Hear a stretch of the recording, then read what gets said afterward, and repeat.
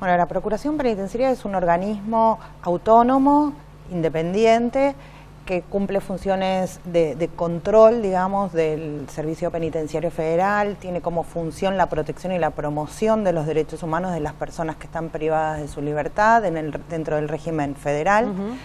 Y luego de la sanción del Mecanismo Nacional de Prevención para la Tortura, que la Procuración es miembro integrante del mecanismo, amplió sus competencias y sus facultades también a otros espacios de detención como comisarías, institutos, centros de detención no penitenciarios, y nuestra misión fundamental tiene que ver con esto que te decía, con la promoción y la protección, y desde la integración del mecanismo trabajamos también en acciones con enfoque preventivo. Y en este caso, los aportes desde la medicina, además es como un área y una disciplina muy sensible, muy específica, pero muy importante a la hora de detectar los casos de tortura y poder pensar también en la investigación de estos casos. Claro, nosotros estamos llevando adelante un proyecto de trabajo que fue presentado ante una convocatoria del Fondo OPCAT, del Fondo del Protocolo Facultativo del Convenio contra la Tortura de Naciones Unidas, y fue seleccionado, fue financiado.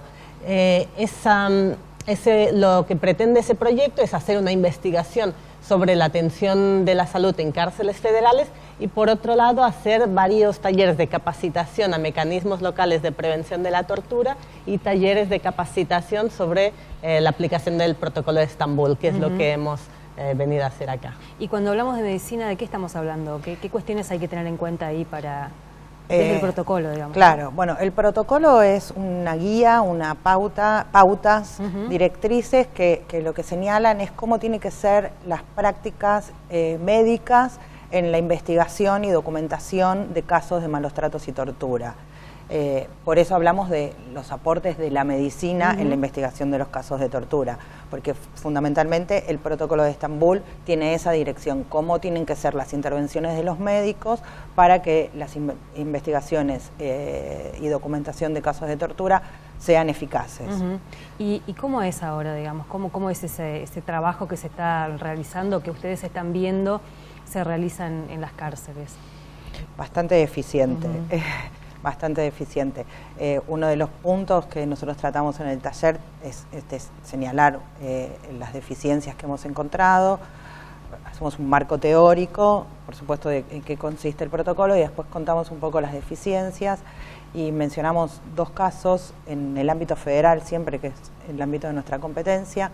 Uno de la Justicia Federal de Lomas de Zamora, que en el marco de un habeas corpus colectivo presentado por defensores y fiscales de la jurisdicción, el juez señaló justamente la no aplicación del Protocolo de Estambul en las intervenciones médicas y ordena la comisión de un equipo de trabajo en el que va a formar parte de la Procuración y la Defensoría General, justamente para trabajar en un protocolo bajo los lineamientos del Protocolo de Estambul.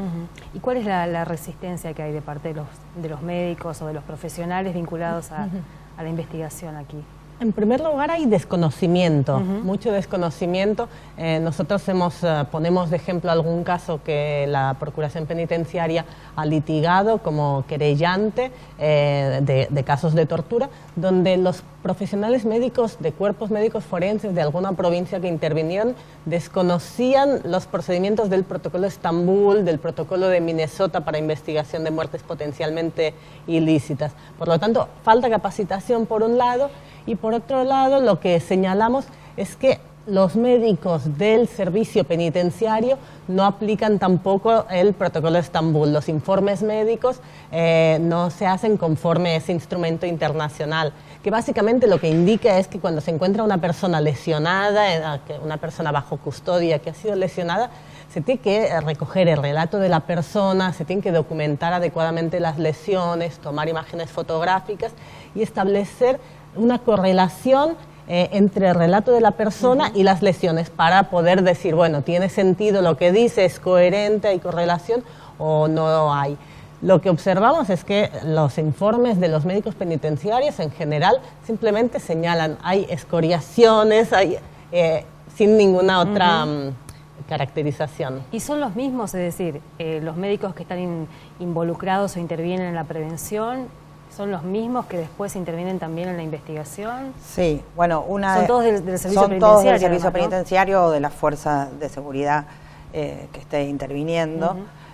Una de las cuestiones que también señalamos tiene que ver con la necesidad de que los médicos estén por fuera de la fuerza de seguridad, de esta estructura jerárquica y militarizada, y que puedan ser médicos independientes, dependientes en este caso del Ministerio de Salud, para poder brindar una atención adecuada, que sería esa la función en términos de salud más general, bienestar general, digamos, ¿no? Cumpliendo esta función un tanto confusa a veces. Lo que también señalamos en el taller es estos dilemas que a veces se presentan con el choque entre depender de la fuerza de seguridad y a su vez ejercer la función como médico. ¿Y en el país hay antecedentes de que los profesionales estén por fuera de la estructura del servicio o no hay?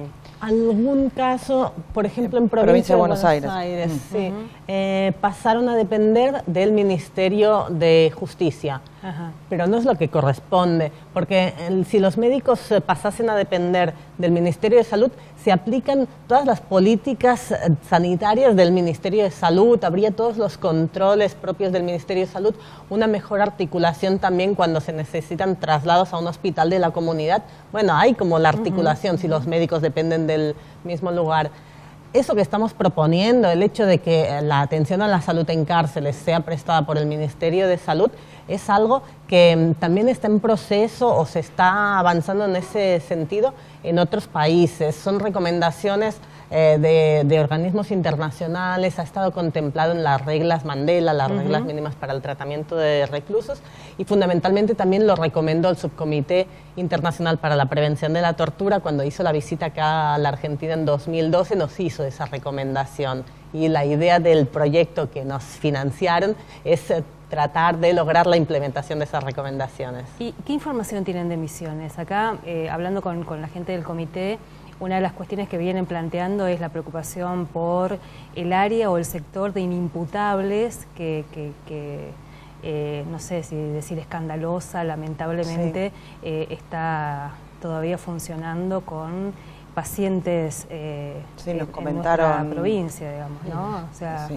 nos comentaron hoy un poco la situación de inimputables, no recuerdo ahora qué cantidad nos dijeron, y otra de las cuestiones que surgió un poco del intercambio en estas reuniones de trabajo que tuvimos, que aparece como emergente, es lo que tiene que ver con la detención, en los primeros momentos de detención,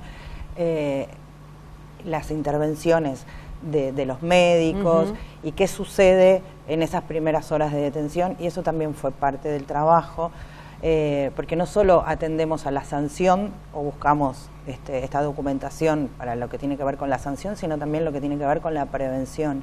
Y charlábamos un poco esto de la importancia de garantizar las salvaguardias en los primeros momentos de detención, que tiene que ver con una detención que sea comunicada a los familiares, con la posibilidad de tener un acceso pronto a un examen médico, el acceso a un abogado, bueno, todas estas cuestiones, garantizar estas salvaguardias, reducen considerablemente el riesgo de tortura. Ahora, es un poco complejo hablar de la salud, de la prevención de situaciones de tortura en un contexto carcelario realmente muy complejo en la Argentina, ¿no? Con sobrepoblación, con el crecimiento de la prisionización en los últimos años, con las condiciones de vida ahí adentro.